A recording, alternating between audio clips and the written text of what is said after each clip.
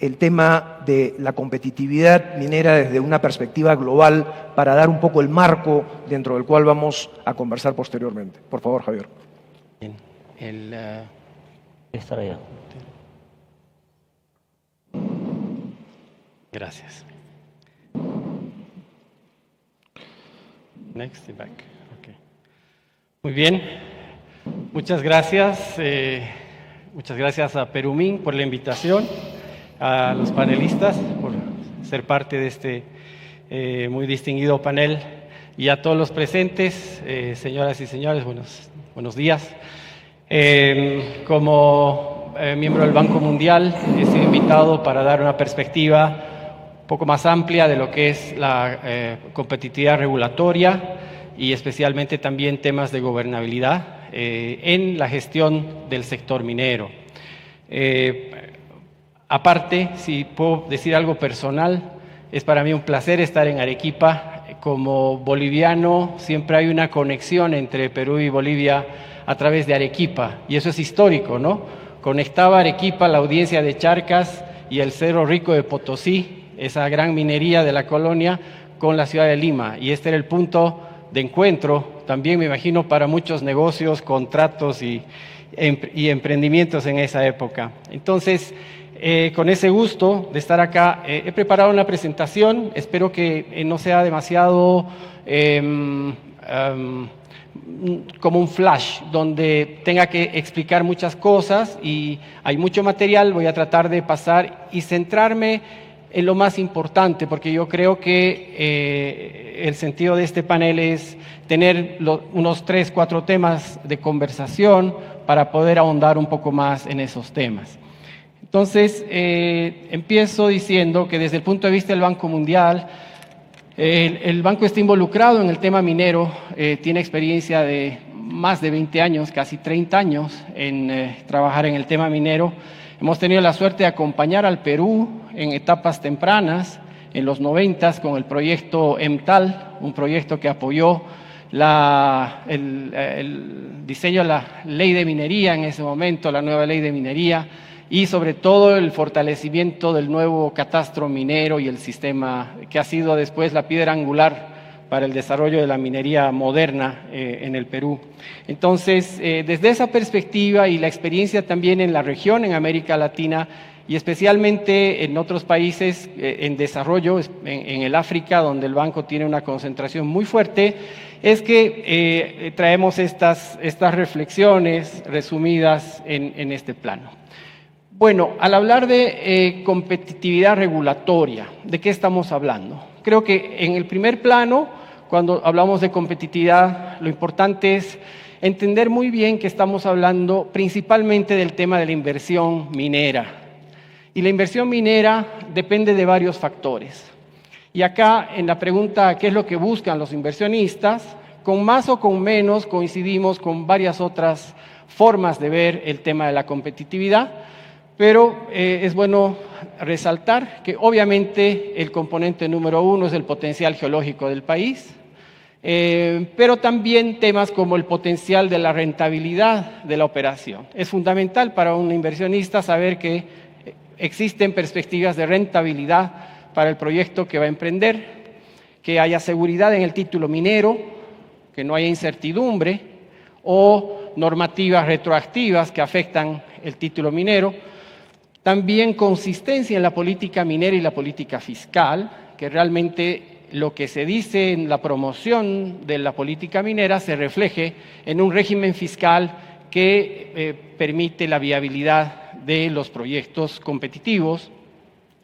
Por otro lado, la estabilidad de las reglas de juego, que es sumamente importante, y creo que ahí Perú es un gran ejemplo en lo que ha significado la estabilidad jurídica y la estabilidad de las reglas de juego para el sector minero. Y finalmente, la disponibilidad de infraestructura. Hay muchos países donde se cumplen todas las condiciones previas, pero no hay energía. Y el proyecto tiene que traer y generar su propia energía, muchas veces a un costo muy alto, que realmente golpea la rentabilidad del proyecto y eventualmente esos proyectos no se concretan. Entonces, lo importante es ver que después del potencial geológico, que es obra y gracia de Dios, viene el gobierno, ¿no? Entonces, el gobierno influye en todos estos otros elementos de una u otra manera, y creo que hasta también en el aspecto geológico, que es algo que voy a mencionar al final. Ahora, está muy claro que existe el tema de la gobernabilidad. Y el tema de una gobernabilidad sólida es buena no solamente para la estabilidad política del país y para el gobierno, pero obviamente es muy buena para las inversiones y para los negocios de la minería. Ahora, esto para ustedes es muy familiar. Fraser saca estas cifras desde hace mucho tiempo, todos los años, y aunque todos decimos le falta esto, son percepciones, no nos gusta, todos estamos pendientes de Fraser cada año, en PDAC, y para ver cómo están, qué noticias nos trae esto. Y esto requiere después posteriores diálogos, interpretaciones de por qué sube, por qué baja. Pero a mí me parece que la situación hoy del Perú es envidiable, desde el punto de vista de las perspectivas del sector minero. No solamente lo que es el presente de la minería peruana, sino el futuro de la minería peruana. Entonces, y esto refleja claramente, primero, yo diría, con ese puesto 14, que Perú realmente está muy bien. La verdad es que no sé si antes estuvo mejor, si hubo algo mejor que el 14 en el pasado, alguien me corregirá, pero por lo menos esto ya es prácticamente casi llegando al top 10, ¿no? Es como llegar, ustedes ya son parte de la Champions League de la minería mundial, y eso no hay duda, no hay por dónde. Ahora, como hay factores que se miden en estas percepciones, obviamente lo que está es claro el mensaje, más o menos indicadores, todo eso siempre se puede ajustar, que hay mucho espacio para mejorar en el tema de las políticas, ¿no? La percepción sobre las políticas es bastante más baja de lo que es la percepción de atractividad en general. Entonces, lo que nos ayuda mucho es el potencial geológico, donde inclusive eventualmente hay posibilidades de mejorar. No sé qué pasó con la presentación. Hay posibilidades de mejorar y tener un posicionamiento mejor, porque no se olviden que no es una posición absoluta. El potencial geológico es también lo que se conoce, pero no se conoce todo y se puede conocer más, ¿no?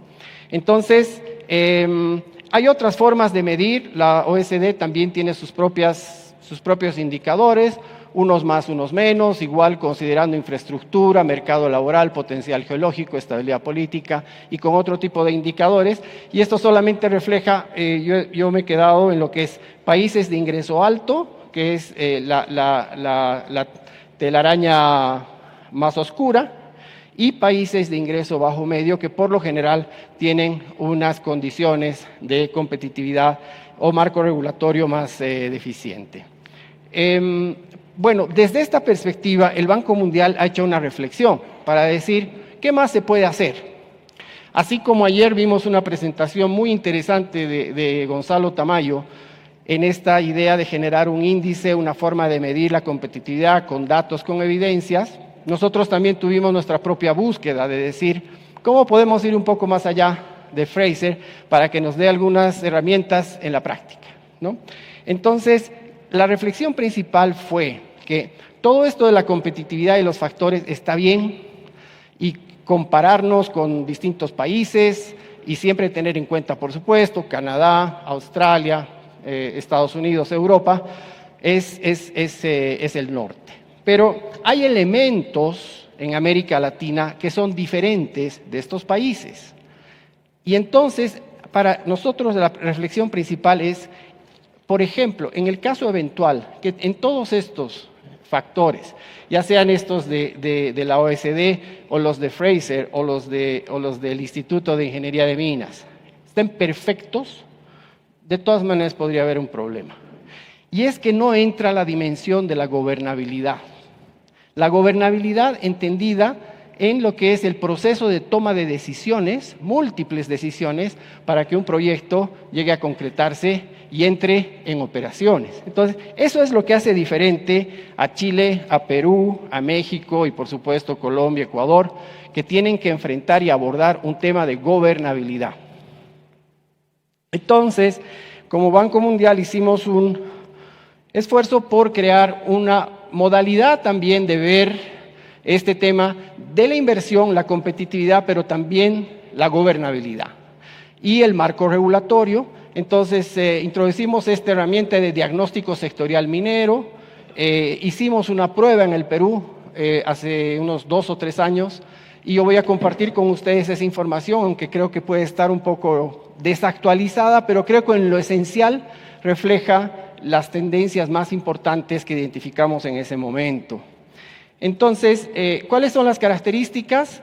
Evaluamos a 2 niveles, la normativa, las leyes y las políticas, lo que se llamaría de jure, lo que debería ser, pero también analizamos lo que sería de facto, cuánto se implementa y se lleva a la práctica y cómo se implementa a la práctica. Y ahí puede haber una brecha grande, que al final esa brecha es la que nos habla de las instituciones, porque son las instituciones, las personas del Estado, los reguladores, que tienen que aplicar este marco normativo.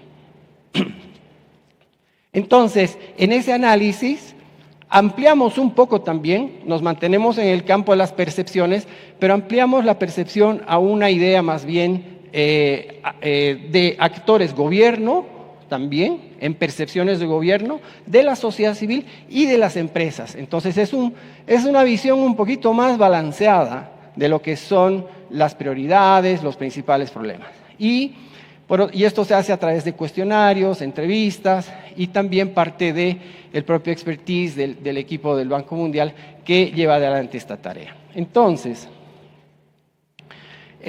no pretendo que lean cada una de las casillas ni que las entiendan, pero los colores nos ayudan. Esta metodología es básicamente una calificación, como ven abajo, ahí están los colores. Lo más claro es lo más bajo, lo más oscuro es lo más alto, que va del 1 al 4. Y entonces en todo el tema de entrevistas y obtención de información, los actores han dado sus respuestas y nosotros hemos puesto este cuadro que resume en buena medida los resultados y la situación del marco regulatorio. Acá quiero destacar algo que es muy importante, y es que toda la línea de arriba es la línea que se refiere a las políticas, legislaciones y regulaciones.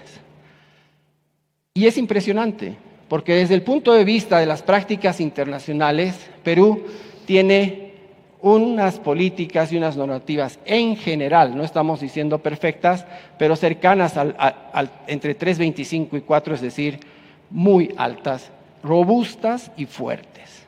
Lo que quiere decir que eso demuestra la fortaleza y los buenos resultados que ha podido dar la legislación vigente, que ha tenido siempre procesos de mejora continua, pero que se ha mantenido la base, los principios fundamentales de ese marco regulatorio para el desarrollo de la minería. Ahora, hay puntos débiles y quiero concentrarme en ellos, que vienen más en el lado de la implementación, de la ejecución y de la normatividad aplicada en cada uno de estos casos. Sobre todo me gustaría destacar el aspecto en operaciones, donde se refiere a la gestión sectorial y a la coordinación interinstitucional. Y ahí, por ejemplo, encontramos serios problemas entre la idea de que cada oficina, cada institución del Estado hace su tarea como un silo separado. Tiene un mandato, tiene que cumplir y lo hace. Pero si eso se puede mejorar al articular con otras entidades, con otras agencias, es muy difícil que eso suceda. Entonces, y muchas veces no hay alineamiento. Hay una percepción, una visión desde una agencia y en otra agencia puede haber una percepción contraria. Entonces, al no existir canales de comunicación, intercambio de información, sistemas, instancias colectivas de abordar todos estos temas, claro, cada uno en sus competencias, entonces hay un problema. ¿Me queda solo un minuto? Sí. En principio sí, pero te podemos dar un poquito más. Bien, voy a ir un poco más rápido y solamente hemos encontrado una serie de hallazgos en la parte de políticas que se pueden mejorar. Lo primero, hemos destacado el catastro. Pensamos que el sistema de catastro minero es el orgullo peruano y ustedes saben eso. Todo el mundo viene a visitar el catastro peruano y nosotros del Banco Mundial igual mandamos a todos al Perú a que vayan a ver cómo funciona un catastro de verdad. Pero también hay otros temas en gestión ambiental, en gestión social, funciones que no están bien delimitadas entre distintas instituciones y un tema esencial que queremos decir, y no es, señor ministro, por la gestión suya solamente ni por las anteriores, vemos un proceso sistemático, tal vez en la última década o tal vez más, de debilitamiento de la principal entidad gestora de la minería, que es el Ministerio de Energía y Minas. Es un poco como que de algún momento la empresa privada y la minería privada despegó y la gestión y la capacidad que existía en el ministerio se fue deteriorando. Entonces la brecha es tan grande porque la gente capacitada, con experiencia, se ha ido a las empresas, no ha habido un proceso de recambio, de formación de gente joven que pueda hacer ese trabajo, no se han sistematizado los procesos, los sistemas de información y muchas veces se manejan los expedientes en la Dirección de Minería en pilas que pasan de una a otra y a veces uno no sabe dónde está el expediente. Lo estoy diciendo con todo respeto, pero ese es un tema que realmente debería estar entre las prioridades del Estado peruano, de fortalecer la institucionalidad minera y las instituciones que pueden garantizar que la minería se haga bajo las mejores prácticas en los mejores términos. También destacamos aspectos de avances en la transparencia. Perú es un líder en transparencia, no solo por el EITI, sino por toda la normatividad que tiene de transparencia y los avances. Pero también hay temas en evaluación de impacto ambiental, que se ha constituido casi como en un sí o un no para muchos proyectos, y eventualmente la falta también de promoción de mayor actividad económica en torno a los proyectos mineros. Hay mucho proveedor, yo estoy impresionado con Perumín, y la minería es peruana, no es importada, no es implantada.